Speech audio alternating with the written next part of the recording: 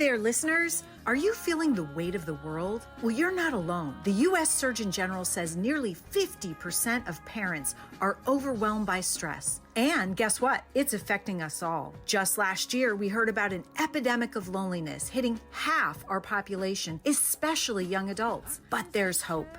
I'm Scarlett Lewis, founder of the Choose Love movement. We're dedicated to your safety, health, and well-being with proactive mental health strategies. Imagine a life where stress and loneliness are replaced by joy and connection. We've already reached millions with essential life skills to prevent violence, substance abuse, and mental illness. Want to join this life-changing movement? It's easy. Visit chooselovemovement.org today.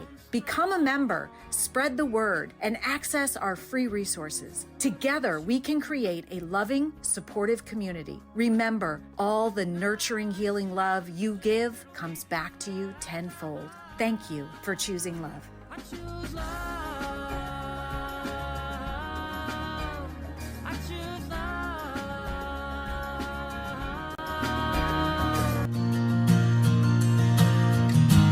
Hey, hey. Hey, hey, hey, hey, oh. The Choose Love movement offers no-cost solutions that keep our kids safe, providing them with the skills and tools they need to flourish. Join us in our mission to create the world we want to live in, one that's connected and compassionate. Check us out at chooselovemovement.org. Together, we can choose love. Well, welcome everyone to the Choose Love podcast. I have an incredibly special guest that I've known now for about 12 years. And let me read you his introduction because he's really a cool guy. His name is Dr. James Gordon. He's the founder and CEO of the Center for Mind-Body Medicine. A Harvard-educated psychiatrist, Dr. Gordon founded the Center for Mind-Body Medicine in 1991 to make self-awareness, self-care, and group support central to all healthcare and education systems. Dr. Gordon leads a global faculty who have spread its therapeutic and educational programs to hundreds of thousands of traumatized and stressed people, confronting the challenges of anxiety, depression, and chronic and life-threatening illnesses. Dr. Gordon believes that regardless of age or education level, everyone has a great and largely untapped capacity to help and heal ourselves and one another.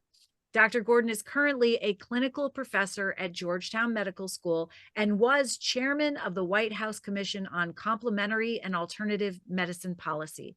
Dr. Gordon has also authored many books, including Transforming Trauma, The Path to Hope and Healing, Unstuck, Your Guide to the 7-Stage Journey Out of Depression, Manifesto for a New Medicine, Your Guide to Healing Partnerships and the Wise Use of Alternative Therapies, and the award-winning Health for the Whole Person.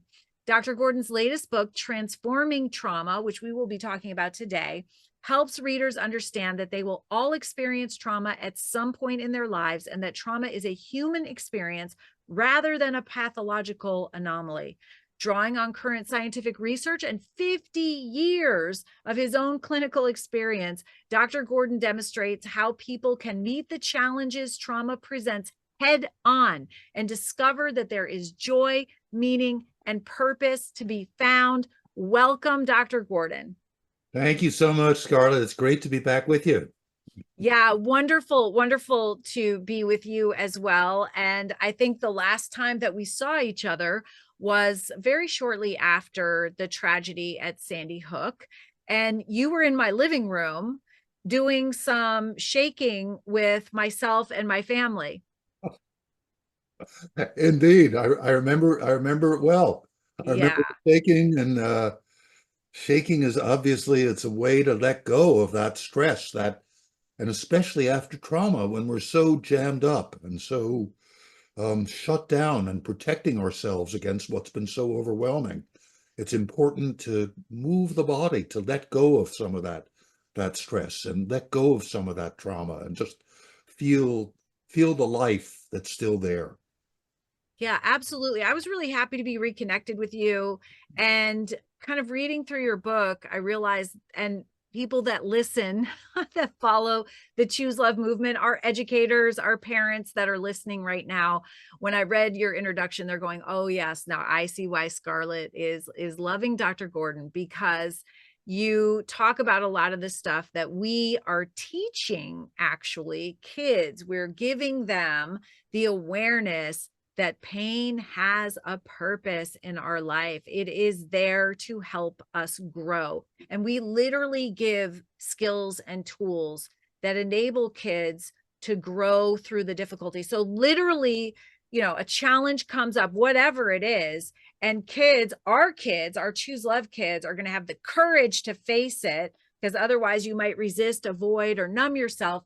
They're going to have the courage to face it, and they're going to get curious, and they're going to ask themselves, what are the lessons in here for me? How is this going to help me grow and become stronger, regardless of what it is? And of course, that takes a little bit of the fear away from the event. Fear is what exacerbates pain and inhibits healing. And so these are the kinds of kids that we're hoping to raise, Dr. Gordon. And we don't mean to maybe put you out of a job by having such a strong and resilient generation that's coming up, that's going to pass that down to generations. But I know that you're out there, and there's so much trauma right now. Really, I'm hearing unprecedented levels, certainly as much as there has been in my lifetime. And we're so fortunate to have somebody like you that it has so much experience in this, and kind of bringing the latest and greatest together for us, so that we can use that to actually grow through trauma and not be taken down by it. Great. Well, I'm very happy to be sharing with you. And obviously, there's so many commonalities between what you're doing with Choose Love and what we're doing with the Center for Mind Body Medicine, and with my book, Transforming Trauma. And, we're both tapping into what is actually indigenous wisdom. And that part of my learning over the years has been from indigenous healers. Obviously, I'm a Western trained physician with all the sort of the science that goes with that, and with the kind of hopefully thoughtful, analytical mind, but also tapping into the great wisdom. And I felt that when I first met you as well, and when I first, in a sense, met Jesse through being in your house and feeling his presence, that and this is what we need to do. And this is, I think, what you're doing in the schools, and what we're doing in schools, hospitals, clinics, many places around the world, is helping people realize that the possibility is there within us. And this is part of being human. This is not something strange. And even though it may seem new, and we're presenting it in ways that in many ways are new, it is also grounded in the deepest wisdom of what it means to be a human being. Isn't that beautiful? Because it is the wisdom traditions married with modern neuroscience and positive psychology. I mean, all of this, I love the research behind it. And we also include a lot about that. You talk about transformative trauma. And I think that people don't often think about trauma as a way to learn and grow. I love your quote. This is one of your quotes in your book.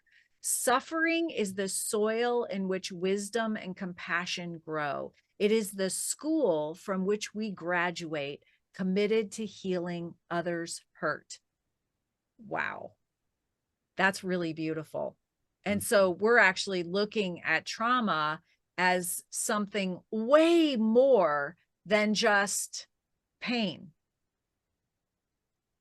Yeah, trauma is, of course, it is pain, but it breaks open previous structures, previous ways of looking at the world, previous senses of what's possible and what's not possible, and opens us to being renewed, and to discovering things in ourselves that we may not have seen before. Once again, this is ancient wisdom, and this is not. This is, I think, the attitude that I know that you come to your work with, because of the profound trauma that you've been through. It's what I come to my work and what we come to work with populations all over the world is from our own experience as well. Our own, the trauma is a part of life. I think this sort of where I start the book, is where I start transforming trauma, saying, look, it's going to happen sooner or later to all of us. This is part of being human. It's not something separate. It's not an item of psychopathology. And if we allow it to happen, then this process, if it happens to us and we allow ourselves, in addition to suffering and feeling that pain, if we allow ourselves to learn, we say that that's possible, then it becomes possible. If we refuse to believe it, it won't happen. But if we are open to it, well, I shouldn't say it won't happen. It's going to happen with a lot more pain. I have to say, I mean, the more we resist, the more pain we cause ourselves. The more we're able to say, yes, this is something terrible that happened, and I felt it in this way, and it made me question all these things. That's the beginning of that process of growing in wisdom, that really recognizing what's there.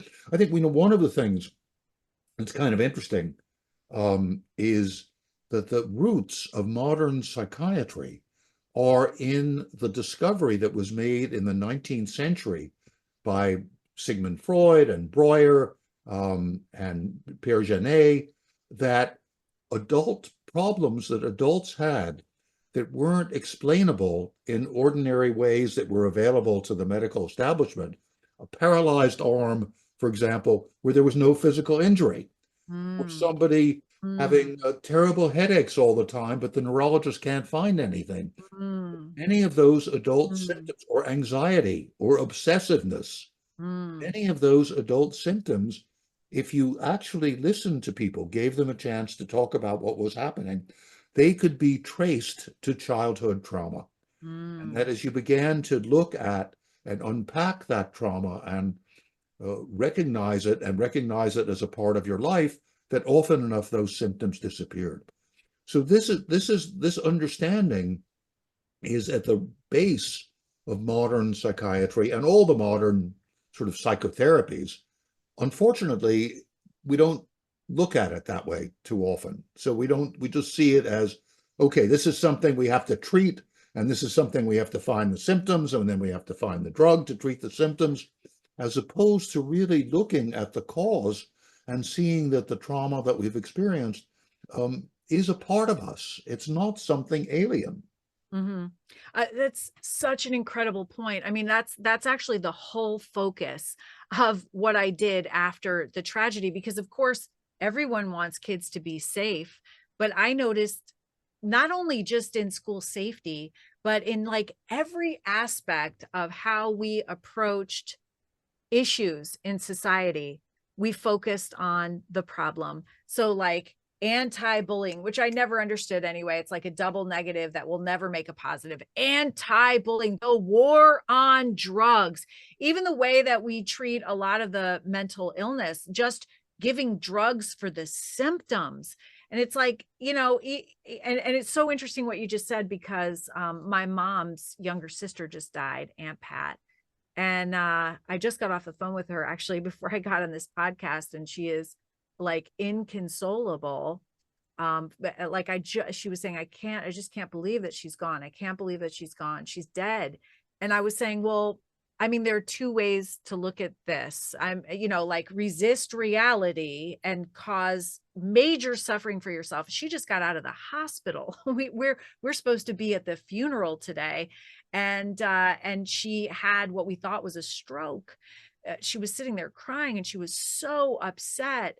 And she's been in the hospital for the last 2 days, and they're not sure what it was. They don't know if it was vertigo or a stroke or a seizure. You know, she has to do follow-up, but you know, she's still recovering. And she was saying, you know, 2 days ago, I did this to myself because I'm so distraught.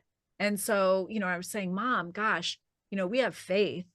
You know, we believe that Aunt Pat, who suffered from dementia, she was basically nonverbal, couldn't eat. She's now reunited with 2 of her kids and her parents. And, you know, we believe that the spirit doesn't die. Energy can't be ended. And that's basically what we are as humans. So, and so a lot of this suffering, as you say, comes from our thoughts. A lot of the programming addresses our thoughts in Choose Love. But I think that so important that we have awareness that whatever it is, even if it's the loss of a loved one, that we can learn and grow from it, and we can move through it and become even stronger. And so we start to look for those pathways rather than look for what's wrong. And our brain is wired with a negative bias towards what's wrong and focusing on the problem. But that doesn't work. Even with school safety, we focus on active shooter drills and fortifying the school, and that doesn't work. We have to address that grievance, and we have to give kids the skills and tools they need to manage their pain. It's this pain as humans that we all have, that is actually an incredibly powerful connector. I know that because I've made incredible friendships and relationships through pain, including mine with you. It's the reason that we can have this conversation. So it's that different perspective. And I think that you also talk about Viktor Frankl, which whom I love, Yeah. who's we use several of his quotes in the program Between Stimulus and Response. There's a space. In that space lies our growth and freedom. And you talked about him saying that love is everything. Mm-hmm. We do everything for love. And you also had a quote from him that says, suffering ceases to be suffering at the moment it finds meaning. Mm-hmm. Wow, that's so powerful. And so it's how do we lead people towards finding meaning in our deepest and darkest times? Absolutely. I think that you're such a wonderful example of somebody who has found meaning in the midst of and through terrible, terrible suffering. Mm-hmm. And the next part of it that you mentioned earlier on is that once you made those discoveries or that kind of discovery for yourself, you wanted to share it with others. Mm. And I think that that's part of the. I want to hear more about what you're doing too right now in the schools, but I think that's the message that's in common between you and me, is that we're saying that that is possible. It is possible to learn through suffering, and it is possible. Let's focus on what's possible and what we can do, as opposed to continually going around in that loop of feeling sorry for ourselves. Mm-hmm. It's necessary, absolutely necessary. We need to go through that. But because our brains are, as you just said, programmed to deal with threats. I mean, that's sort of basic vertebrate reptilian programming. Is in the deepest part of our brain. Is we have to survive, so we have to focus on what might be threatening. Mm-hmm. But as humans, fortunately, we have the capacity for creating a context, for awareness, for connection with other people, for love as well. So we need to sort of let go of those thoughts that are repetitive and that are just bringing us down, making us miserable, and making us smaller than we could be, and let them go. I was just talking to a patient of mine the other day, and he's had a couple of sort of cancers that are there, and then but they've been completely treated. And he said to me, I realize I'm obsessive, and I keep thinking about, is the cancer going to come back? Is it not going to come back? He said, I also have realized these last few months I haven't been taking very good care of myself. So I've been eating all this food I shouldn't be eating. I haven't been going for walks. I put on 30 pounds. And I said to him, well, you know what you should do is put your obsessiveness to work in a good place, taking care of yourself. And when the Mm, thoughts come about these cancers that are not going to come back, the doctors have told them, not just me, the other doctors, the cancer specialists have said it's not going to come back. Notice that as a thought that you can notice and let go of, and use the slow, deep, soft belly breathing technique that I mhm. taught you, just as I taught you all those years ago. Yes, you did. Use that. And when the thoughts come up about the cancer, say, okay, the thoughts come, it's just a thought. Let me come back to my breath. Let me pay attention to what's actually going on, Mhm, as opposed to my worry about what might happen and is highly unlikely ever to happen. mhm, mhm. Yeah, and one of the ways that we teach to shift those thoughts, because it's hard. It's hard. It's definitely something that you could be afraid of, getting cancer again, for sure. It's traumatizing, and you're dealing with the trauma of having cancer. One of the ways that we talk to kids, and big kids, by the way, about shifting your thoughts is using gratitude. And you have that as a chapter in your book, on gratitude.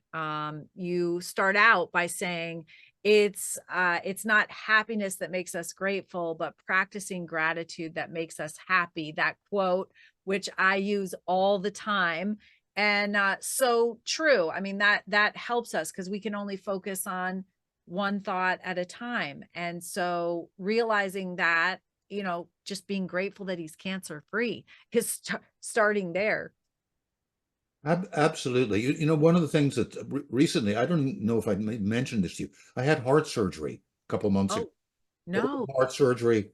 Two of my mitral valve and my tricuspid valve weren't functioning very well. And so I was getting blood flowing backwards. I'm being not too scientific, but I think graphic enough.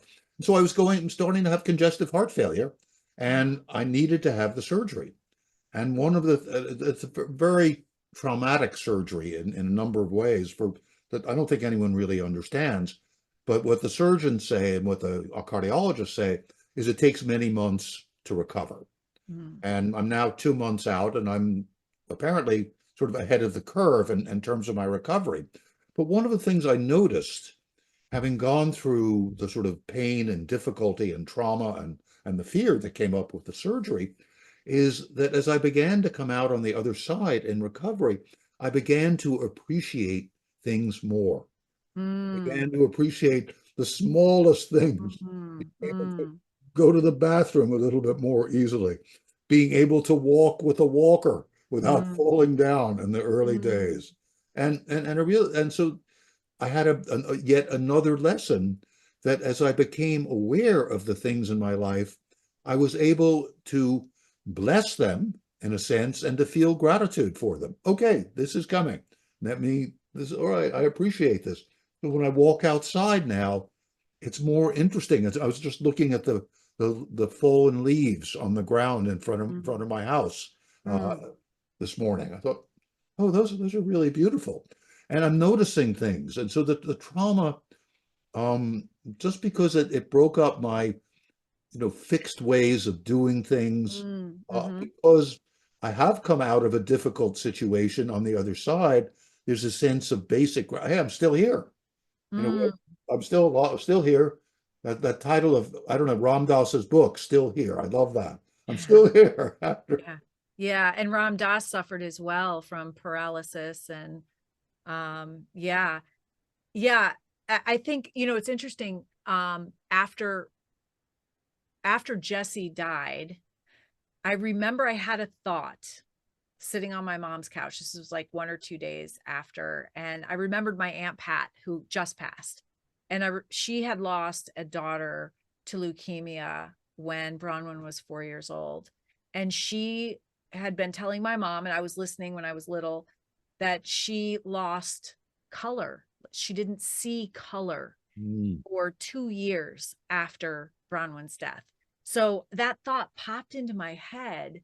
And I thought, I wonder if that's going to happen to me. I wonder if I'm going to lose the ability to see color. I wasn't really afraid. I was just wondering at that point, just kind of like I was in shock. Shock is a really good thing that your body goes into, by the way, because it enables you to continue. I appreciated my shock, which lasted about 3 months, I think. But it was good for me. anyway, I was sitting there thinking, I wonder if I'm going to lose the ability to see color. But what happened to me was that colors became more vibrant. Everything was more vibrant. Every action, every spoken word, it just, I don't know, it had a different meaning. And I appreciated that. Yeah, and the chapter on gratitude and what I feel is exactly what you're saying. That is gratitude for something that is given to you. Who knows exactly how it happened or why it happened, but there it is. And in a sense, this is a kind of deepening of the meditative mind, is becoming aware and feeling, oh, thank you. Whoever's provide, whether you believe in God or don't believe in God's not the issue. The issue is just thank you. Thank you for this experience. Thank you for this aspect of life. And if we're able to do that, we may not be as dramatic as the vibrancy of your color, but everything does take on a new life if we Mhm. allow ourselves to feel that gratitude toward it. And um, people who may seem a pain in the butt even before, are sometimes able to see other aspects of them. If you're willing to just relax and and be present, which is kind of what we're teaching, is then that capacity to appreciate other people and that capacity to love also comes out much more strongly. That feeling, because as we sit with people and we appreciate them, it just keeps growing if we allow it to. We don't get in the way of it. Yeah, it's those difficult family members that, we can focus on what we don't like about them. And that's what our brain would have us to do to defend ourselves. But there's got to be something that you appreciate about everyone. And so focusing on that and just really bringing out the gratitude for that, it will soften the edges. And I still work on that. I admit it. That's a challenge for me, but you're right. And we need that today more than ever, because there is that light of humanity in all of us, even in those that do heinous things that, are unspeakable, including school shootings. They too, those people have the light of humanity within them. I say that there are two kinds of people that my philosophy has grown out of this experience.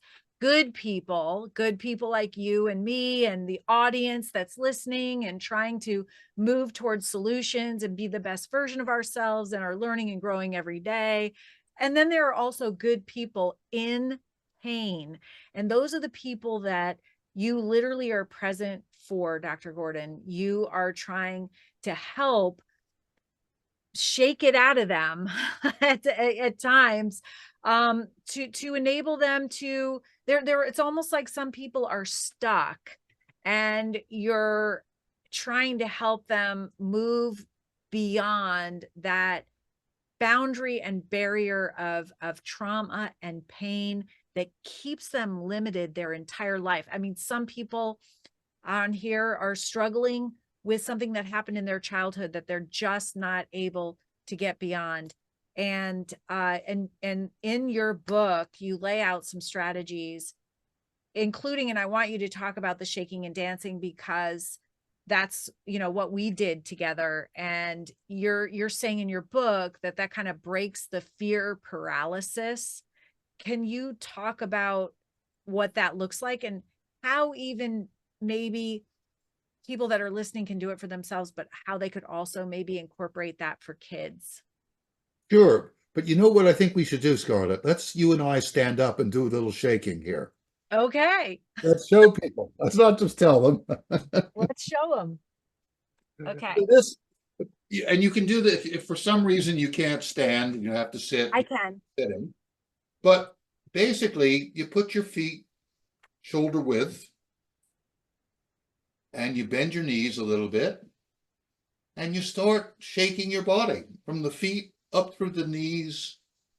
We'll just do this for a minute or two and then I'll explain more about what goes on. But just let the shaking move up from the feet through the knees to the hips, Let it move up into the shoulders, the chest and shoulders. Most of us carry so much tension in our shoulders, just like we're carrying the world around on our shoulders. So that's it. Let the shoulders go. And everybody who's watching us or listening, you can stand up and do it with us. Stand up. Spectator sport. This is a participatory sport. My teachers in their cars on the way to work. Start shaking in your seats. Don't worry what other cars are thinking. And let your head go. And let your mouth hang open. And if sounds want to come out, let the sounds come out. I mean, it does make you laugh. All I right. remember doing this with JT. He's 12 years old. He's like, what the heck is going on? And if feelings come up, let the feelings come. This is shaking the tension out of the body. It's also bringing up feelings that we've suppressed, that we haven't wanted to allow to come out. And let them come up if it's fear, if it's anger, if it's laughter, whatever it is, it's okay. Just another minute or so like this.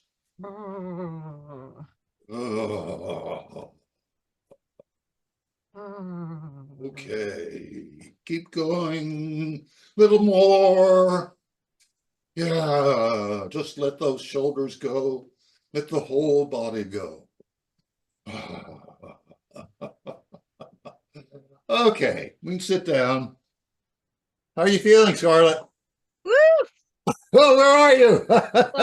Well, you know what? It feels good because I've been sitting for too long. So even just standing up and moving around, but I have a little bit more clarity, I feel like, in my brain. Strength that we can rise above. I choose love. Hey there, listeners. Are you feeling the weight of the world? Well, you're not alone. The U.S. Surgeon General says nearly 50% of parents are overwhelmed by stress. And guess what? It's affecting us all. Just last year, we heard about an epidemic of loneliness hitting half our population, especially young adults. But there's hope.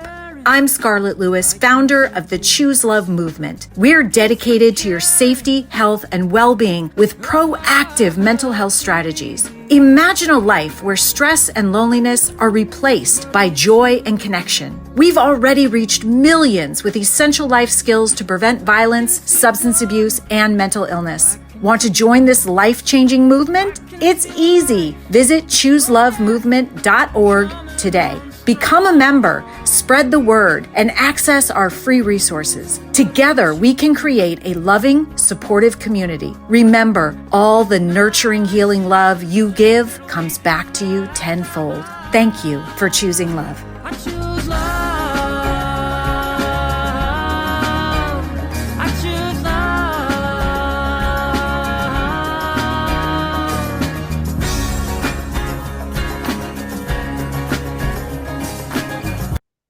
Well, great. I feel a little more energy and can feel sort of a little more mobile, and everything's kind of working together.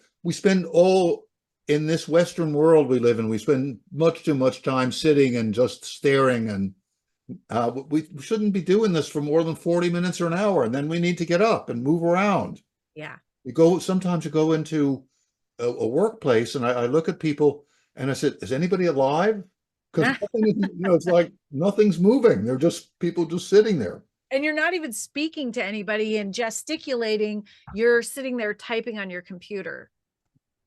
Exactly. So the idea is this is a stage in an expressive meditation.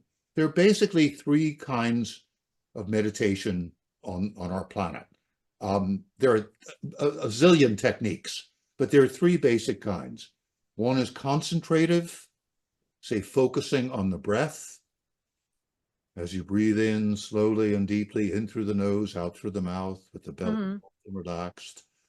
Or focusing on a sound or focusing on an image. Repetitive prayers are technically concentrated meditations. Every religion, every spiritual tradition in the world has these concentrated meditations. And also you can do it purely secularly. Concentrate on the word one, for example, or on a wave or looking at a mountain. Second kind of meditation And that kind of meditation is extremely good as an antidote to the fight or flight response, to the anxiety, to fear, to difficulty concentrating, difficulty sleeping, irritability, slow, deep breathing, or other concentrated meditations. Mindfulness meditation, and those are about 9,000 years old, as far as we know. Wow. First recording in India, someplace, but they're all over the world. Mindfulness meditation associated with the name Siddhartha Gautama, the man we call the Buddha. And we call him that because he woke up. He said, "Oh, what's going on? what's actually happening?" As opposed to my remembering what happened then or worrying about what happened in the future.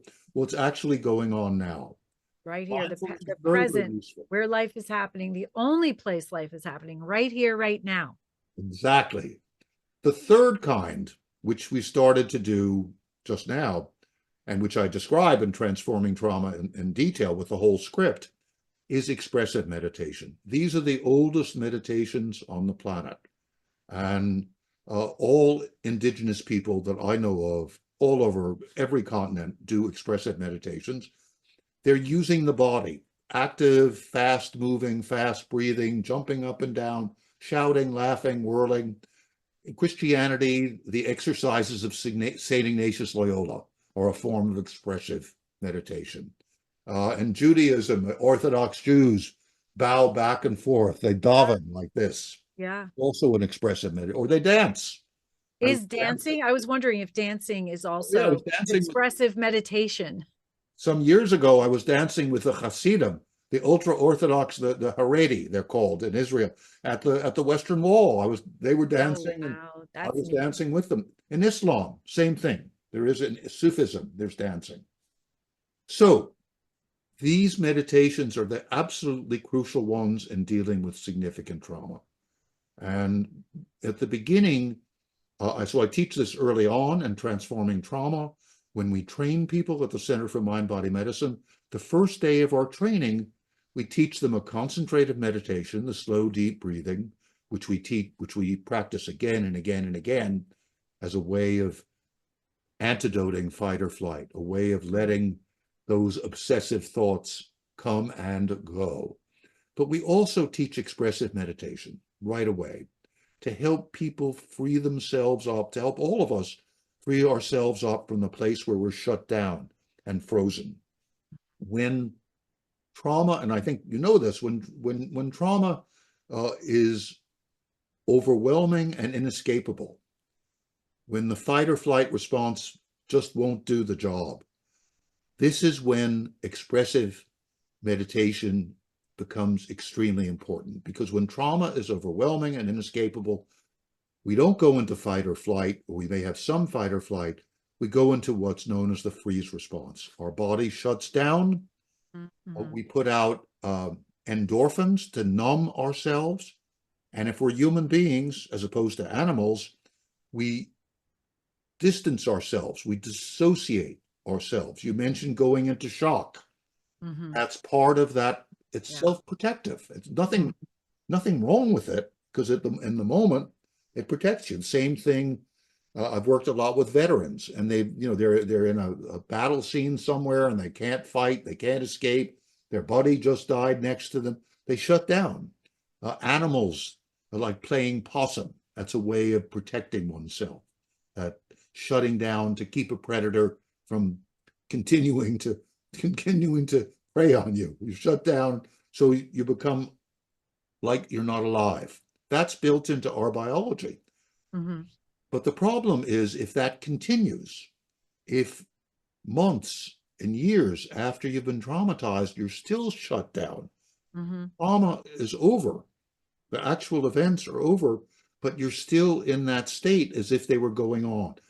That's when expressive meditations are absolutely crucial. And the particular meditation that we just did a little bit of, usually the way I teach it is 5 or 6 minutes of shaking, a couple minutes of just standing and relaxing, and then having some music that energizes you, that's inspiring to you, and letting your body move. It's a way of moving through and beyond the trauma and coming back to life.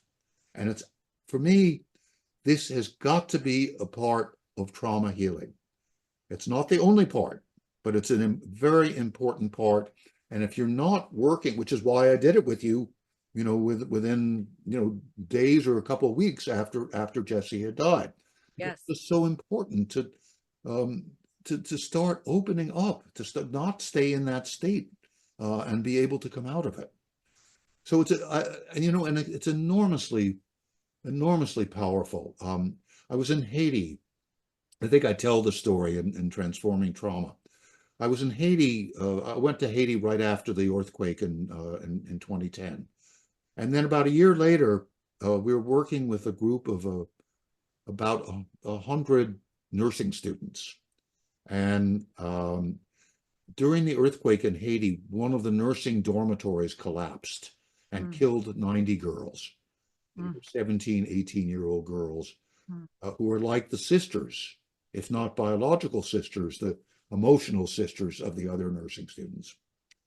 So I was doing a 3-hour workshop with these nurses, and they happened all to be girls. And I talked about fight or flight, and I talked about the mind-body approach, the things that we talk about how your thoughts, the neurophysiology, how your thoughts affect your physiology, and how your emotions can affect every organ of the body. I went through all that.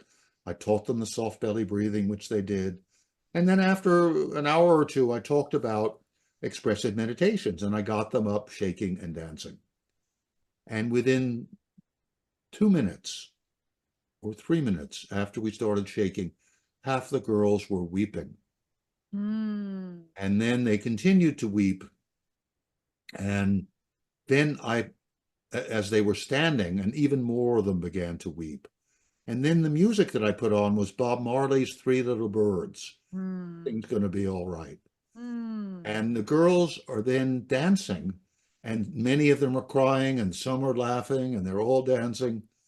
And afterwards, I said, and this is a beautiful experiment that anybody can do who's watching us. You can read about it in Transforming Trauma. You can look at the Center for Mind-Body Medicine website, cmbm.org, where I do it and demonstrate the whole 10 or 12 minutes. Anyway, after it was over, I said to the girls, "What was that like?" And a couple of them got up and they said, "That is the first time we have cried since the earthquake. The first time we have cried since our sisters died. And we wouldn't let ourselves cry because we had to be strong." And I'm sure you recognize this. We had to be strong for the other children. We had to be strong for our parents and our grandparents. We have not let ourselves cry.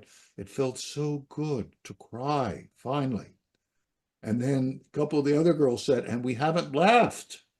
We felt we had to be so serious. Might be disrespectful to laugh, but it feels like it's not disrespectful. We're alive, and we love our sisters who died, and we're remembering them, and some of them are imagining they're dancing with these other girls who are no longer there."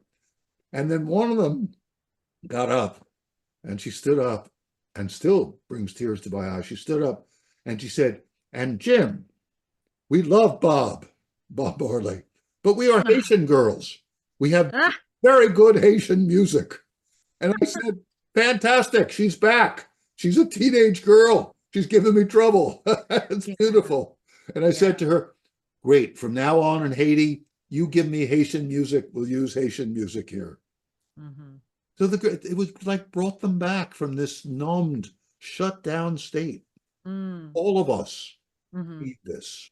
All of us periodically, whether there's been an immediate trauma or whether we're just dealing with the inevitable challenges of life, we need to sort of loosen up, let go of that tendency to shut down and protect ourselves.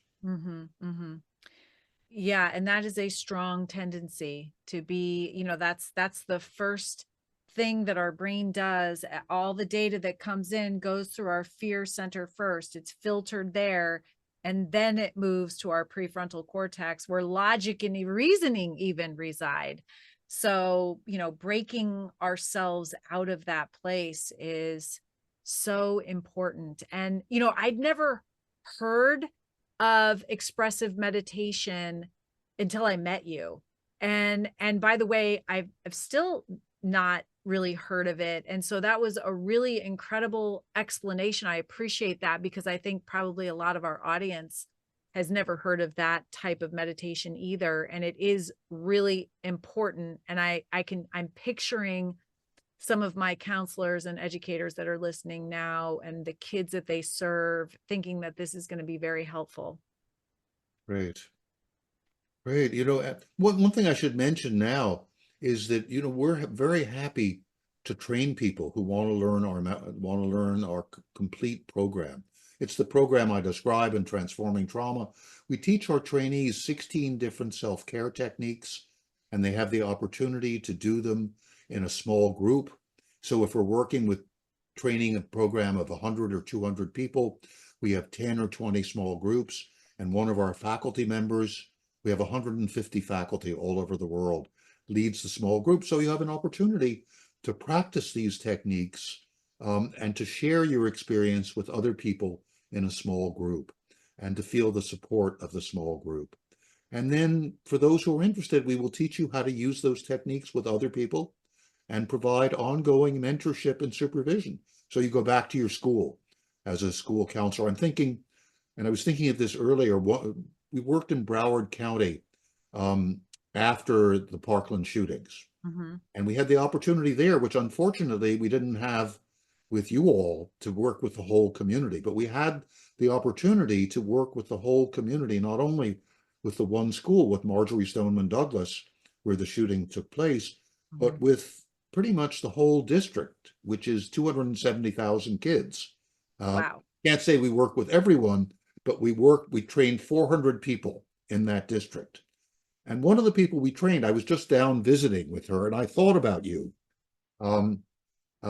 because she developed a program. The kid who was the shooter came out of the program for the most disturbed children in the school system. And unfortunately, the program didn't work the way it should have for him. But he came out. But in that, the people there, like you, understood the importance of working with kids who are potentially dangerous, not just working with the good kids, Mm-hmm. but making available opportunities for these kids who are really in trouble psychologically, maybe in trouble with the law, for them to learn an approach which allows them to move through and beyond the trauma that is precipitating so much of what they're doing, and to give them tools to deal with all the things that come up in their lives, so they don't have to resort to violence, Mm-hmm. whether it's violence against others or self-destructiveness. Mm-hmm. So I went down for the dedication. She created what she called a Zen room, and she asked me to come down and cut the ribbon for the opening of the Zen. Oh, that's It's nice. a beautiful program, Yeah. and these kids love these techniques. I think this is really important. So I want to, hopefully we can see if there are ways that we can work together in some of the schools or some of the school systems where you're working. But it's so important. The other thing that came up that's really important that I want to share with you is at Parkland, where we worked with the school. We work with many teachers, school counselors. We work with the peer counseling program, which was run by the soccer coach, the girls' soccer coach, who was great. And we taught the kids a bunch of techniques. And the kids said the techniques are great, but what's the most important thing is that we have a place to go where we feel safe, where we can talk about what's actually going on. Mm-hmm. Nobody's going to send us to the principal's office, or nobody's going to send us to the shrink just because we're saying we're depressed or we're anxious or this. We can actually talk with each other. So that's also a very important part of our training is the small group, a place where there's total confidentiality, where people are able to share whatever's going on, where you may be the teacher, you may be the psychologist, you may be the doctor, but you're just a human being in the group. Mm-hmm. Mm-hmm. And if I'm leading the group, I'm sharing what's going on with me. I'm part of the group as well as the leader of the group. So I think that's really important as we think about, sort of bringing this work out into the world, is giving people all the skills they need and giving them an opportunity to share their pain and their doubts and their mistrust. We're not saying everything is rosy all the time. That's ridiculous. But we're saying whatever's going on, it's welcome. You're welcome to talk about it. That's so, that psychological safety is so important. And, as part of my purpose, I have also spoken to school shooters, and in many different ways. I've done podcasts, book club. I actually have a former school shooter that's an ambassador in New York for me.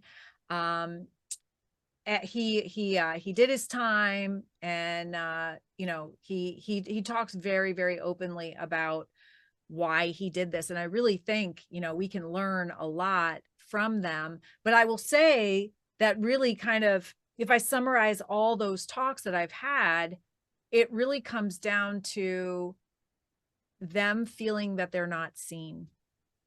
They don't feel like they're seen. And that's that need that we all have. But, they talk about being seen, and they don't feel worthy of being seen. They don't have self-confidence. They feel horrible about themselves. They don't feel worthy of love, but they crave it. And this is something also, like getting out of our own pain as adults and being able to be present. I love the fact that you train, the trainers, basically the people that are working with the kids first, because it's hard to be with someone in pain. It takes a tremendous amount of courage. I learned that from JT's experience going back into school and having nobody ask him how he is. And and him that thus then feeling completely disconnected and like nobody cares about him. And we couldn't figure it out until my friend, who's the president of the Elizabeth Kubler-Ross Foundation, Elizabeth Kubler-Ross, the founder of grief therapy, said, I bet no one's had the courage to be present with him in his pain. And that was something that happened. They were afraid to ask if he was okay. First of all, if he was doing well, they didn't want to remind him, which, by the way, you will never remind anybody about, a significant loss. But if he wasn't doing well, they were afraid that they didn't have the skills and tools. And so, you provide those skills and tools, but it's not even necessarily skills and tools. It's a lot of courage to identify someone in pain, be with them. I happen to know quite a bit about the Parkland story, and also, the shooter as well. And, he's one of the ones that I interviewed to actually said this, that he was craving to be seen. In fact, he said that he would bring a water bottle in with his mom's wine in it. And I said, why would you bring the wine in? Were you going to drink it? And he said, no, I was just trying to see if anybody would notice. And I said, did anybody ever notice? And he said, no one ever noticed. So, being noticed, seeing people, even if they're in pain. Another school shooter that I spoke to, his name is Aaron Stark. I was towards the end of my podcast saying, gosh, Aaron, I get so overwhelmed by the systems and processes that have to change in order for us to get ahead of these issues. And he said, no, Scarlett, you're all wrong. It's all about giving love to those we feel deserve it the least. And that just blew me away, because it's just truth. It is truth. People in pain cause pain to themselves and each other, and being able to break the cycle and to make people in pain feel cared about and loved and seen, and helping them move through that. And that's, everything that your book is about, which is really amazing. Well, and I was right from the beginning, so moved by your courage and wisdom in reaching out to the perpetrators, reaching out to the shooters, as well as to people who've been, horribly victimized by them. And I think it's beautiful. And what you're saying just completely dovetails with what I've observed, that need to be seen, that need to be heard is so vitally important. I remember what happened with JT. I remember you said to me, I sometimes have quoted you. You said, I don't know, we were talking about JT, or maybe we were talking with him, and I was asking about any kind of counseling. He said, "Yeah, well, they say anybody who wants to go see the school psychologist can go down between 9 and 12 on Friday." And you looked at me and you said, "Yeah, right. JT's going to do that for sure." And of course, he's not. Yeah, of course not. Yeah, we have to think of different things other than just offering, school counseling. Hey, can I go to the counselor? You're making an announcement to everybody, that you need help. And that's fine. And there's nothing wrong with that. That's wonderful. Actually, it shows a lot of incredible confidence and courage in yourself. But I'm thinking that with the lack of self-esteem that we have now, it's literally an epidemic. A lot of people aren't going to do that, and so using your techniques in class could be very, very helpful, and they're helpful for everyone. Exactly. The kinds of things that we do and that you do, they need to be a part of daily life. You don't have to you don't have to distinguish yourself by saying, I need to see a therapist. Nothing wrong with saying I'm a therapist. There's nothing wrong with seeing a therapist. But the vast majority of kids don't need to see a therapist, but they do need to have these opportunities. They do need to have the opportunities to care for themselves in the various meanings of that word, to care practically, to make themselves feel better, and to care for and love themselves. And they need to feel that they're in an atmosphere where that's okay, where they're appreciated for exactly who they are. And it just makes all the difference in the world.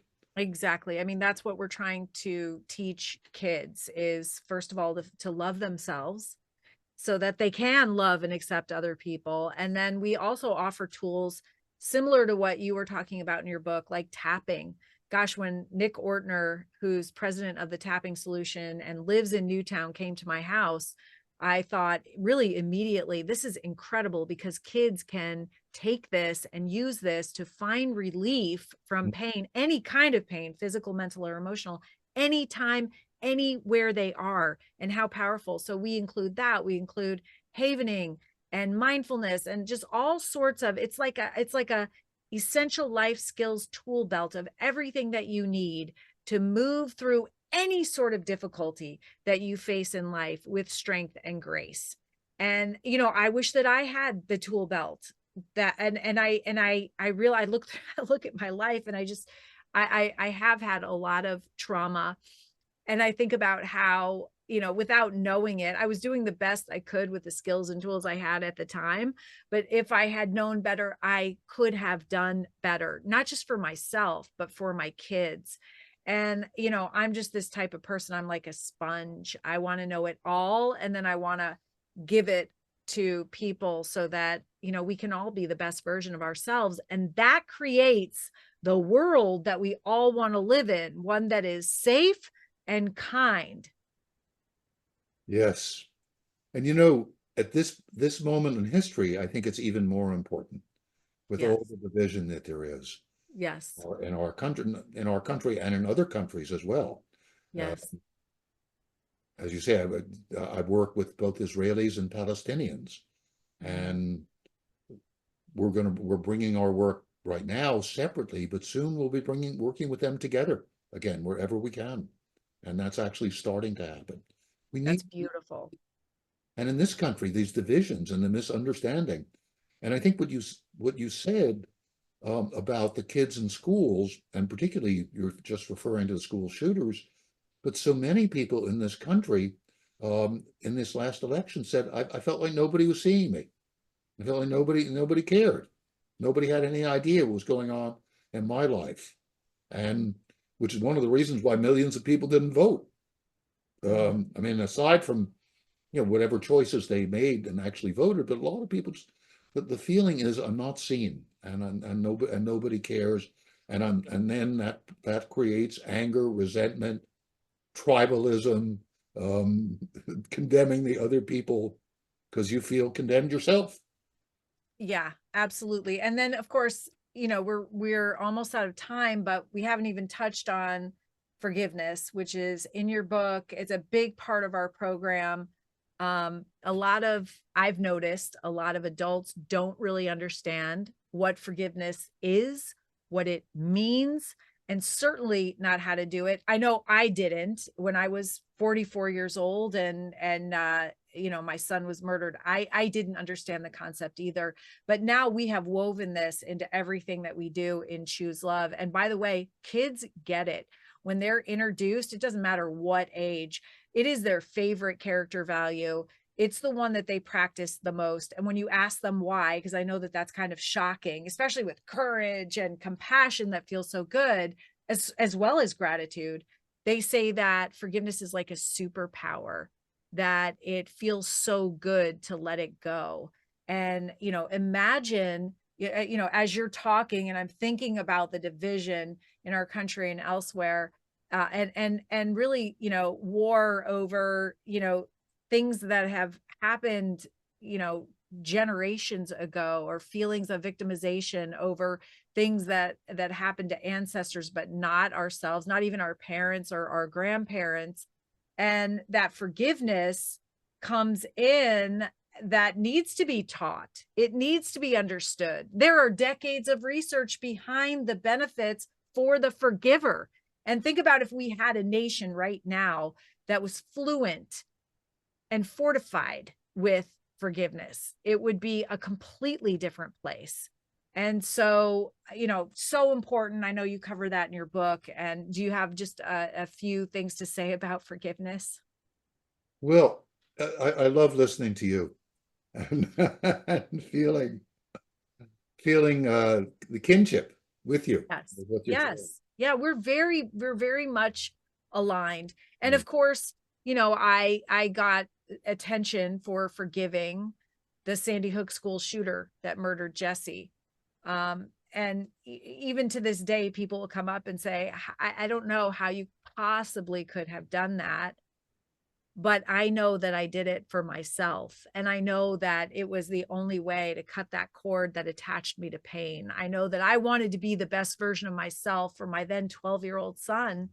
And forgiveness was the only way to do that. And, turns out it's just a choice. I want to diminish the process because it's not easy, but then it becomes a process. But it's something that's available and that anyone can do. Otherwise, and by the way, in my work in schools, I've noticed, and I don't know if this is new, but I've only been working in schools for 12 years, but of course I've had two kids, how much pain our children are in from a very young age. And some of this pain comes from parents and the parents' pain. Hmm. I have witnessed heartbreaking pain that kids would have carried for the rest of their lives were it not for the Choose Love movement and learning about the formula and forgiveness. Is the only thing that kept me upright. I just wanted to lose it on the floor, in tears, because it's a lot. It's a lot to witness, but forgiveness is very powerful. It's extremely powerful. And the way we work with forgiveness is we it comes a little bit sort of toward the end of our initial training. Once people have begun to be able to regulate themselves, to deal with fight or flight by being uh, breathing slowly and deeply and being at ease, once they've learned to move their bodies and get rid of some of the extra stress, use the imagination, using guided imagery, um, develop some gratitude, appreciation of what's happening in the moment. Then we teach a forgiveness meditation. And um, it's not easy for most people, most adults. Kids may have I know kids actually are much better at it, generally speaking, than those of us who are adults. And so part of the forgiveness is you doing a kind of meditation with imagery and asking for forgiveness from someone we have hurt, imagining that person forgiving us, and then imagining ourselves forgiving somebody who has hurt us. And then the third part is the most difficult, which is forgiving ourselves. Mm. Imagining that we're sitting across from ourselves and I'm saying, Jim, please forgive me for whatever I've done. Mm-hmm. We're very hard on ourselves. And a Mm-hmm. lot of that comes from the kids, from us as kids, taking on things that are not ours to take on, taking things Mm-hmm. on from our parents and Yeah. feeling, that we're responsible. We're responsible for what happened. We're responsible, I mean, because my mother is drinking too much or because my father's hitting me, that somehow, so it all gets tied up and we think there's something wrong with us. And certainly the kids who become violent and the kids who become shooters, so many of them, they've been convinced from an early age that they are the source of terrible things and they're not worthy. So forgiving Right. oneself is a challenge. And what I say to people is be kind to yourself. Forgive yourself for not being able to forgive yourself. Yeah. Take it easy. Do what you can. If you're forgiving others, you may not be able to start with somebody who's done you a grievous harm. Start with the guy who cut you off in traffic and see if you can forgive him. Yeah. Yeah, it's true. So many opportunities every single day. And I love the order that you put it in, Dr. Gordon. You say during the meditation, ask forgiveness from others, because of course we've all hurt somebody else. And so starting that way is recognizing that within yourself first, like I have hurt others. And then you move towards forgiving someone else. And then you move towards the hardest, which is forgiving yourself. I love that order. That is really phenomenal. And so I practice with it. We practice with it. We teach it. We practice with it all the time. Mm-hmm. And you can practice with it yourself. Yeah. The script, the full script, that's the basics of it are right there. The full script is in Transforming Trauma. Um, just set aside some time, 10 minutes, 15 minutes, and do this. And it gets easier as time goes on. So it's not this is not the easiest one, and at all, but it does get easier in my experience. And I was just thinking of one comes into my mind. This is after the war in Kosovo. This is 20, 25 years ago, perhaps, almost that. And I was leading a training, and there was a teacher in the training, and we did the forgiveness meditation. Incidentally, we train people, not just health and mental health professionals. We train teachers. We train people who want to bring the skills to their communities. We have trained first responders. We have several cops who are part of our. We've trained. We work with the Capitol Police after January 6th, Wow. 2021, after the attack on the Capitol. We work, and all of them were traumatized.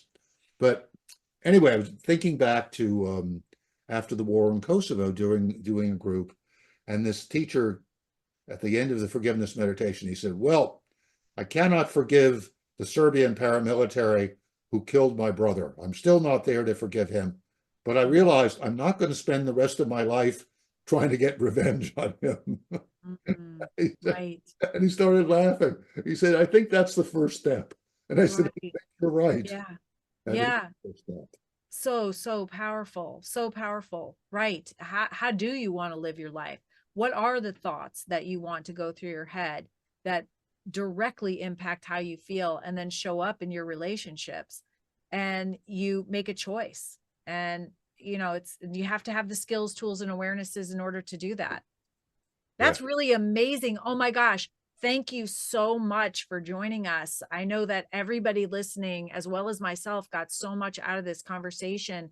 And I would love to work with you going forward. Let's plan that, because of course we have a leave behind, completely no cost pre-K through 12th grade curriculum that teaches, and incorporates a lot of what we were talking about today. It really does focus on pain and moving through it in the highest and best way, and becoming the best version of ourselves.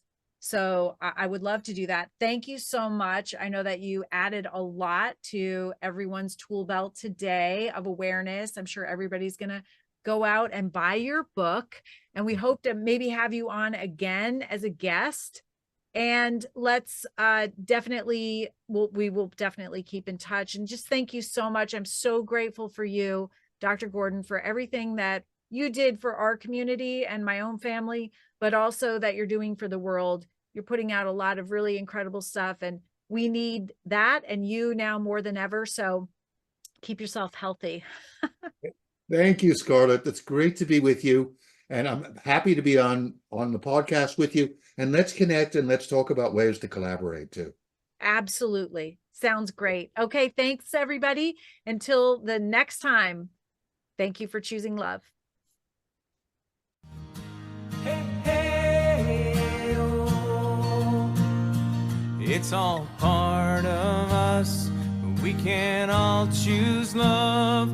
It'll lift you up if you let